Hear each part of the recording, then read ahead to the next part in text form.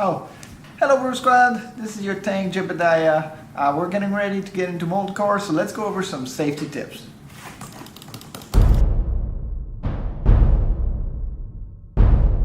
First, the Ancient Core Hound. They stun, confuse, and debuff the raid.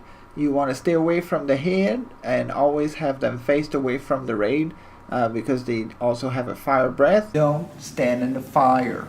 They do respawn frequently, between 14 to 20 minutes, but they will stop respawning after Magmadar is killed.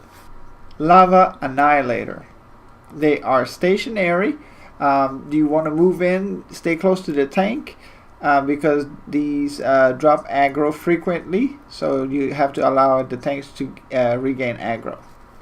Next, we have Lava Surger. They zoom around like they had too much coffee. So Surger, guess what? They surge. They can and should be banished if another mob is up and we're fighting it. But before you Warlock banishes it, you want to allow the tank to gain threat so that it does not go bash the Warlock in the face after it released from the banish. You want to move in also with the Surger because they will charge anyone that is at range, so just move in on the cluster on the tanks. Next, the Fire Lord. They spawn mini fire elemental called lava spawns. They should be promptly destroyed.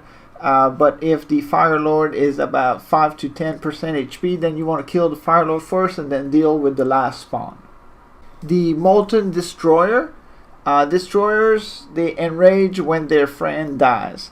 They also have a knockbacks and they stun the tanks frequently.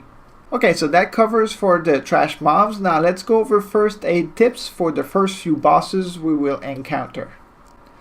First boss is Magmadar. He fears, he spits fire on the ground.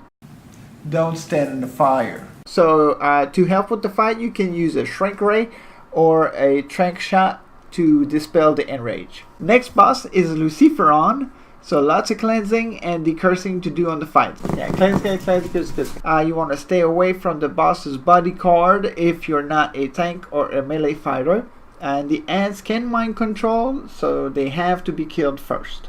The third boss is Gehenna. He does fire AoE. Don't stand in the fire.